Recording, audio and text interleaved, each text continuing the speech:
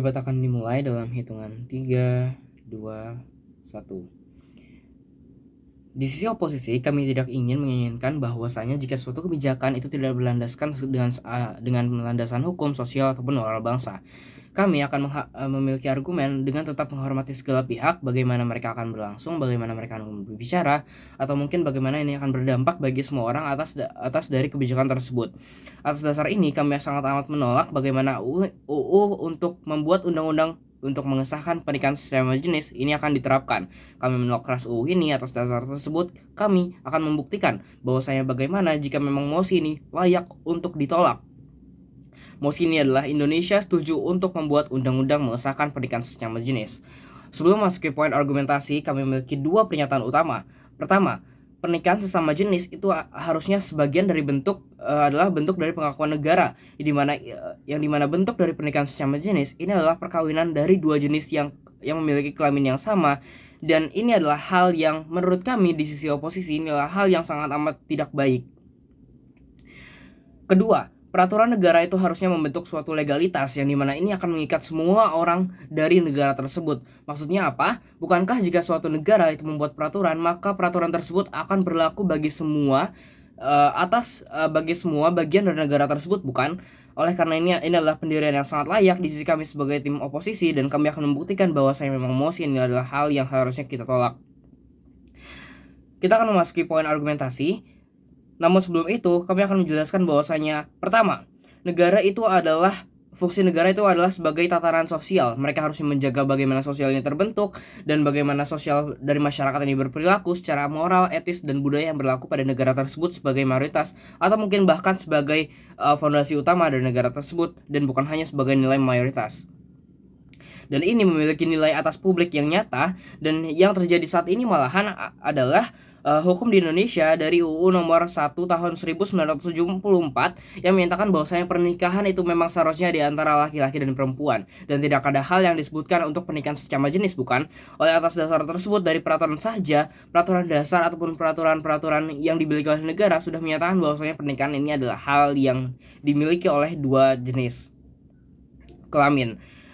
Namun realitasnya adalah kelompok LGBT dari mereka itu menuntut pengakuan legal, yang dimana mereka memiliki menekan suatu negara, suatu institusi, ataupun hal-hal pendidik, ataupun hal-hal melalui tentang pernikahan dan pengakuan atas LGBT mereka meminta hal ini sebagai hal yang legal. Namun nyatanya adalah hal yang terjadi adalah stigma buruk atas masyarakat. Masyarakat memberikan dampak negatif bukan hanya dalam sosial media, namun juga dapat dalam lingkungan terdekatnya, bahkan di keluarganya tersebut, karena tidak mendapatkan dukungan sanksi sosial. Hal ini berlandaskan dengan adanya moral di negara Indonesia yang memiliki kebudayaan berlandaskan dengan agama sesuai dengan Pancasila yang kita anut sebagai pedoman kehidupan kita. Dan ini sangatlah berbanding lurus dengan adanya suatu negara yang tidak memiliki hak legitimasi dalam tanda kutip legitimasi tunggal. Ini masuk ke poin argumentasi pertama kami, yang dimana memang negara tidak memiliki hak legitimasi tunggal untuk mengatur ulang bagaimana pernikahan ini dilakukan. Mengapa? Karena jika kita mengatur ulang pernikahan, maka ini akan memiliki potensi berkontradiktif dengan agama, terlepas dari pengaturan ulang pernikahan sesama jenis saja, yang dimana ini akan memberikan pelanggaran moral yang berat bagi masyarakat. Atas pelanggaran moral tersebut, bukankah memang seharusnya peraturan ini harus melibatkan bagaimana tatanan sosial dan budaya pada suatu lingkupan tersebut, bukan? Namun hal yang terjadi adalah jika memang peraturan UU dari pernikahan sesama jenis ini benar-benar diterapkan, ini akan memiliki kemungkinan yang sangat buruk, bagaimana ini akan menjadi disonansi sosial yang sangat tinggi. Ini akan melibatkan penolakan yang masif atau mungkin bahkan demonstrasi besar-besaran dari masyarakat. Ini akan sangatlah meningkat. Kami mempertanyakan bagaimana negara dapat mempertahankan suatu hal ini jika memang mereka itu tidaklah memiliki urgensi yang benar-benar nyata. Jikalau memang mereka itu tidaklah memiliki keharusan untuk mengesahkan undang-undang tersebut.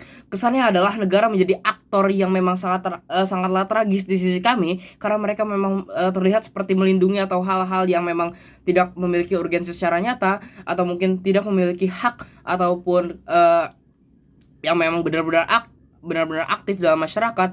Mereka meminta eksistensi yang nyata. Namun hal ini akan sangat berkaitan dengan poin argumen kami yang kedua.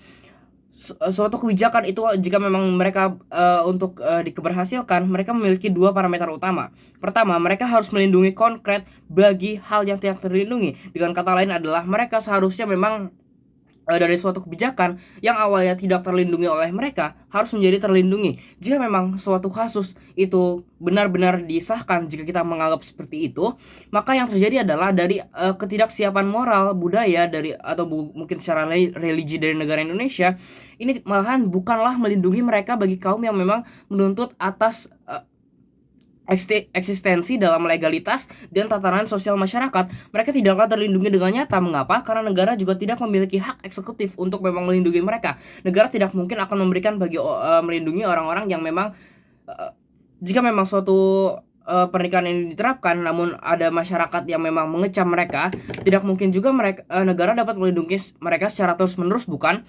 Atas dasar tersebut, jika memang ini disahkan, justru akan semakin meningkatkan kemungkinan disonansi sosial yang nyata, dan ini akan malah membuat mereka yang tidak dilindungi semakin menjadi tidak terlindungi lagi, dan harapan yang kita memang ungkit-ungkitkan tidaklah benar-benar terjadi.